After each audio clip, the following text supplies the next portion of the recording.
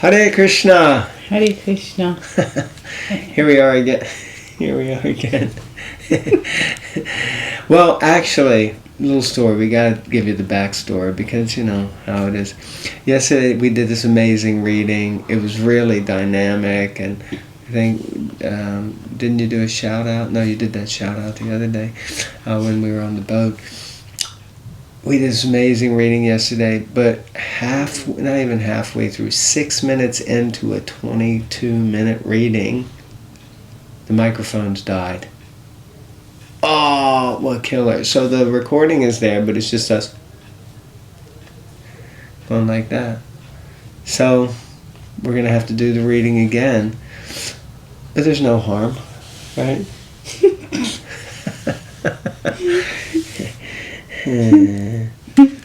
We'll save the nectarian purports that were there after we realized the batteries died. And it was my fault the batteries died because thrice I said I need to charge them, and I didn't. So here we are today. Where are we at? Canto 3, Chapter 21, Text 21. Conversations between Manu and Kardama. Om Namo Bhagavate Vasudevaya.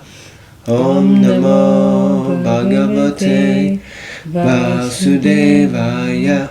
Om Namo Bhagavate Vasudevaya.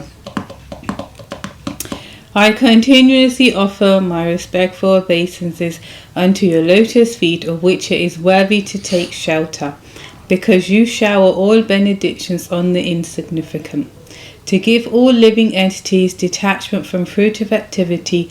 By realizing you have expanded these material worlds by your own energy. Purport. Everyone, therefore, whether he desires material enjoyment, liberation, or the transcendental loving service of the Lord, should engage himself, offering obeisances unto the Supreme Lord, because the Lord can award everyone his desired benediction. In Bhagavad Gita, the Lord affirms, Ye yata mam prapadyante. Anyone who desires to be a successful enjoyer in this material world is awarded that benediction by the Lord. Anyone who wants to be liberated from the entanglement of this material world is given liberation by the Lord. And anyone who desires to constantly engage in his service in full Krishna consciousness is awarded that benediction by the Lord. For material enjoyment, he has prescribed so many ritualistic sacrificial performances in the Vedas, and thus people may take advantage of these instructions and enjoy material life in higher planets or in a noble aristocratic family. These processes are mentioned in the Vedas, and one can take advantage of them.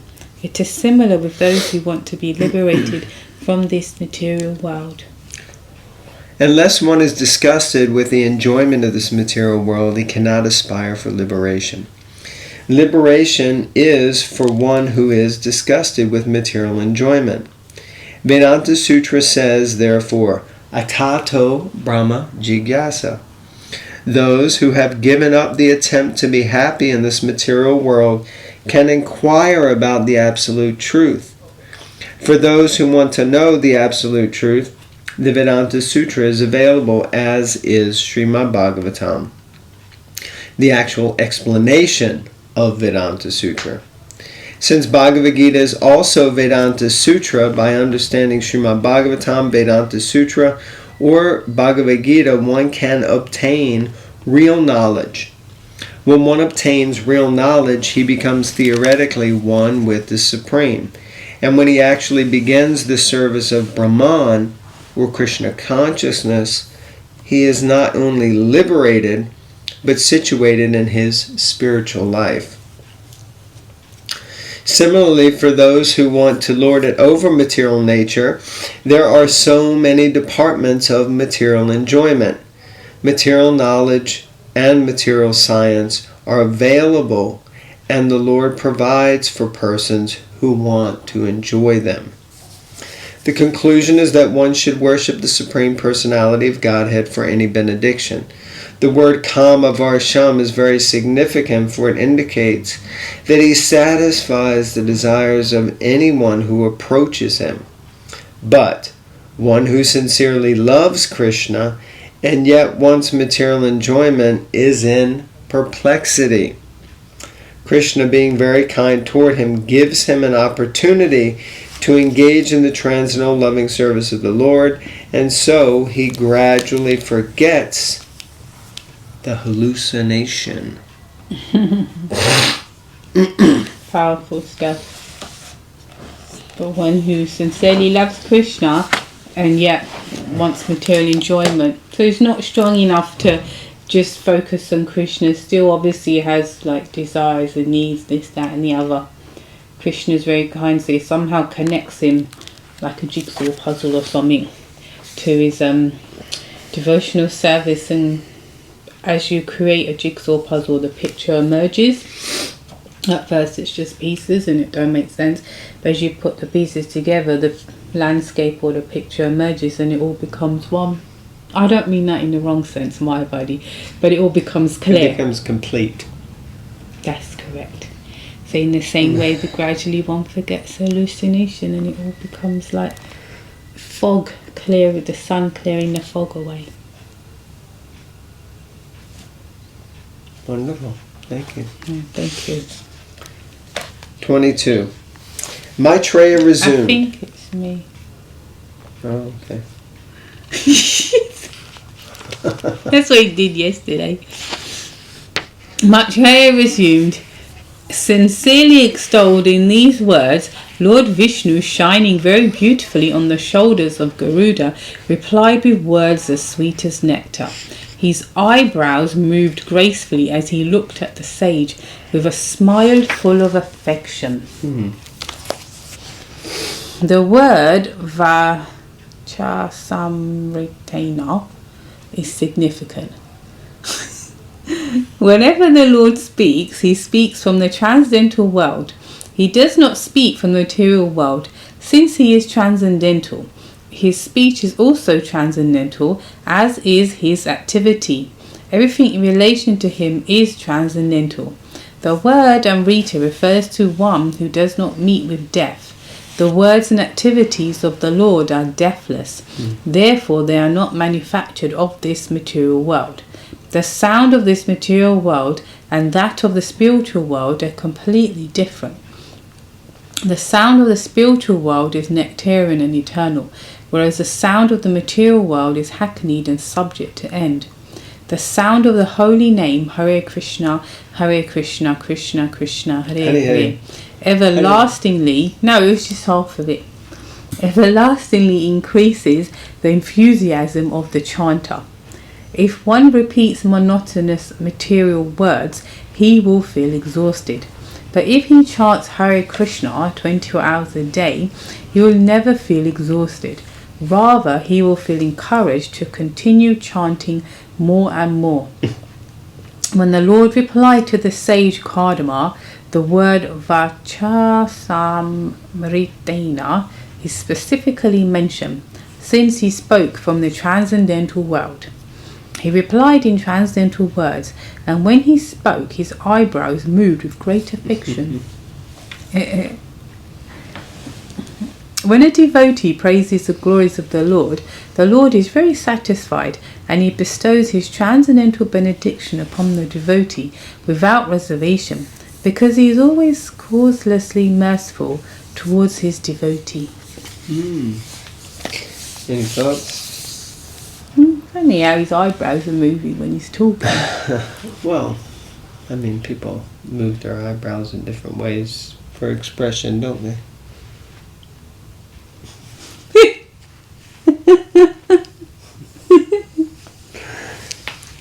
Text 23.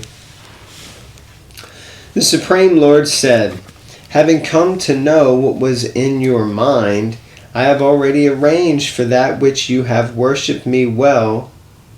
I have already arranged for that for which you have worshipped me well through your mental and sensory discipline. Purport. The Supreme Personality of Godhead in His Paramatma feature is situated in everyone's heart. He therefore knows the past, present, and future of every individual person, as well as his desires, activities, and everything about him. It is stated in Bhagavad Gita that he is seated in the heart as a witness.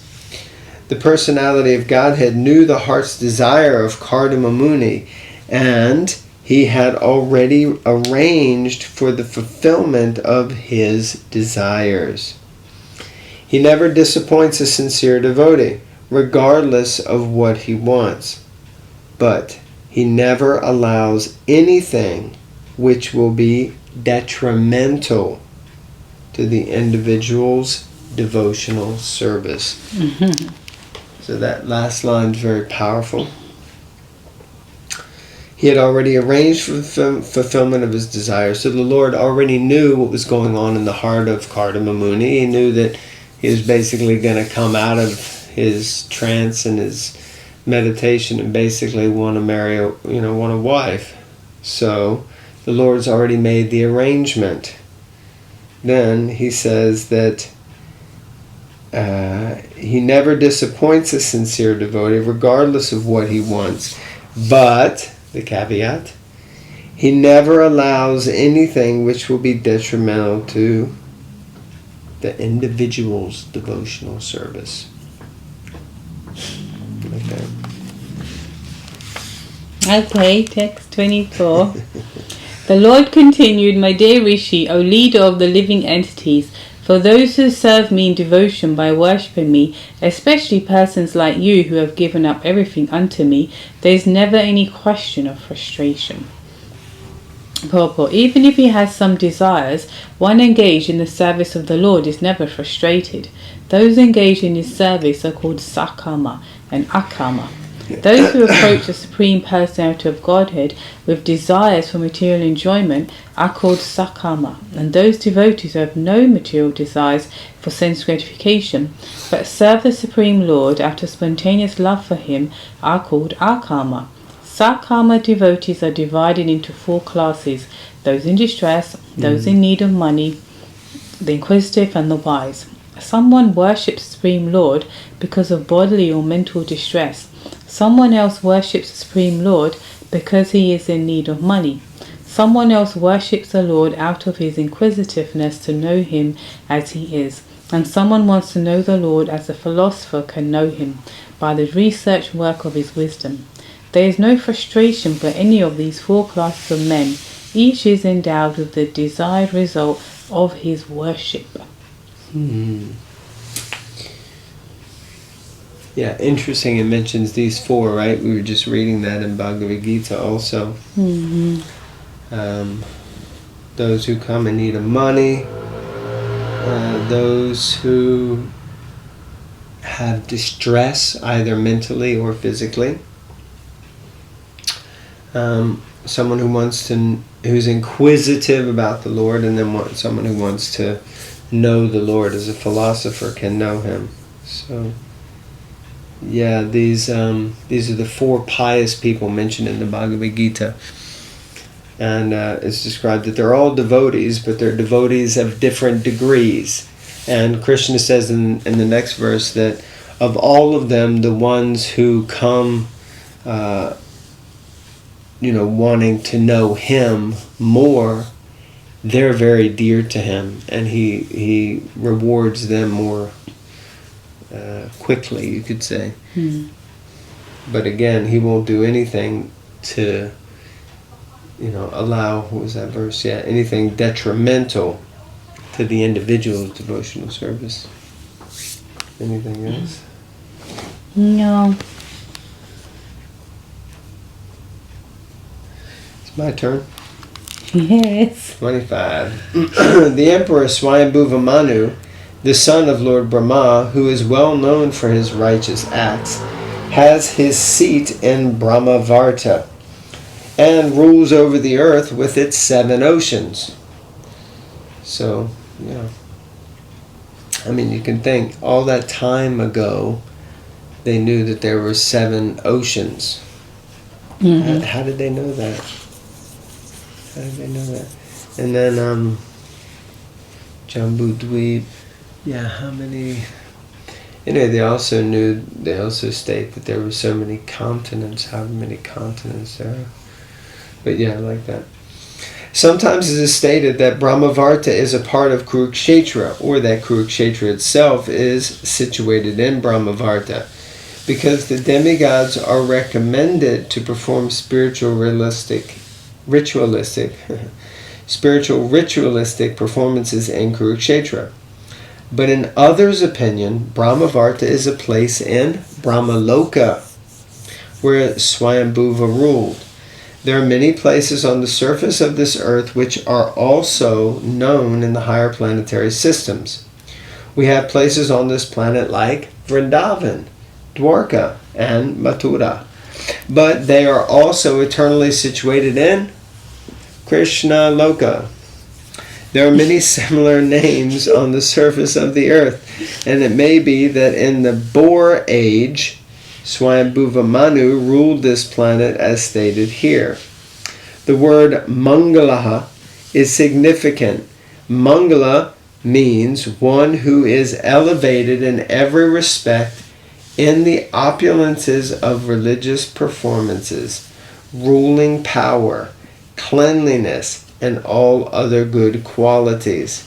Vikyata means celebrated. Swayambhuva Manu was celebrated for all good qualities and opulences. Any thoughts? Just we have Vrindavan, Dwarka and Mathura here. We're laughing because that's exactly what she said yesterday. And it's like, do I repeat what I said yesterday? Because that's what stands out. Yeah, that's great. So sometimes people may not realise that Vrindavan, Dwarka and Mathura are eternally situated in Krishna Loka. Maybe, someone may not. And that they've, I often give this example, like when you have a film star, pop star, and they have what's that word? Entourage. When they travel, they go with no, it's not fan club, it's entourage. They go with their hairdresser, their, dietitian, their wardrobe person, they go with all that. So when Krishna travels, he goes, obviously because he's God, he goes one step further, he has to be a bit extra. So he brings his whole dam down with him. That's his entourage. And then when you bring the dam down, you bring, the cowherd girls, the boys, the local dogs, the local demons. Everything comes down to the blade of grass. Now that's God. That's God. So we experience, because I've never been to... How does he get through customs? Well, he is customs, isn't he? He created it. I guess if you're the creator, you can break all the rules. Yeah, it's like...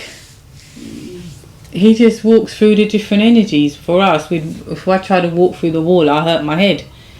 But he could walk through the wall in the same way he can walk through all the different energies it requires and all the different planets and everything to come down to this miserable material world. I don't know why it comes, but anyway. Actually, I should know, yeah.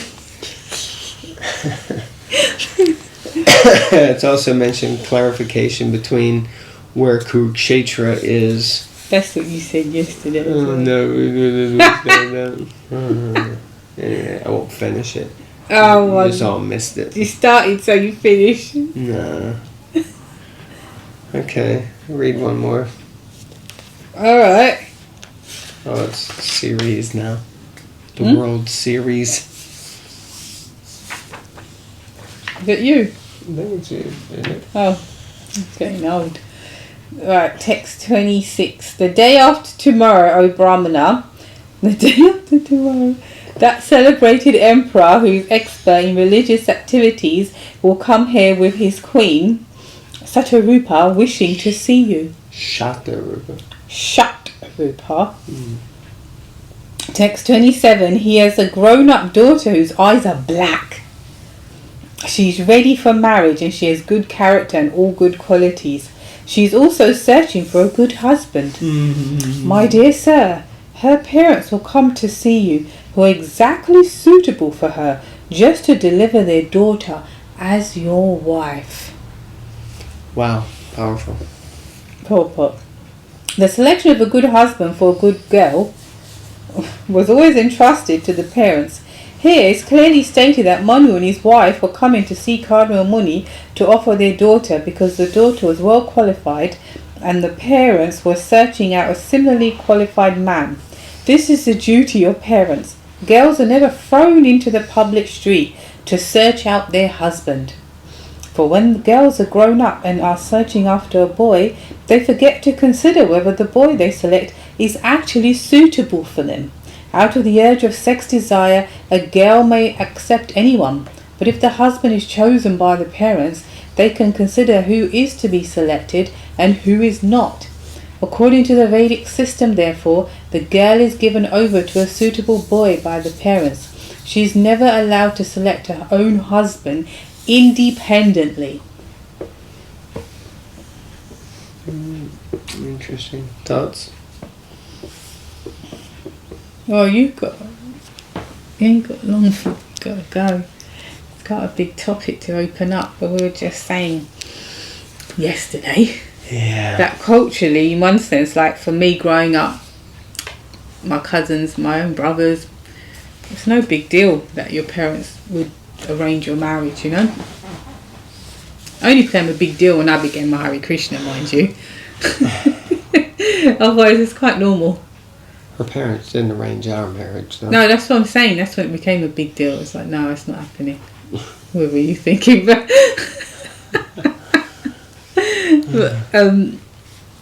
it's quite normal. I mean, my two brothers were brought up in this country like me, and then they went over to India, and we come from a village that's like, I mean village, like proper village, and that's where we lived, and that's where they got an arranged marriage, and then we came back home again.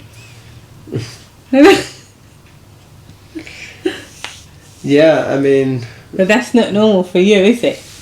It's not normal for me. It is now, but traditionally, well, actually, this is what we were discussing yesterday. I guess.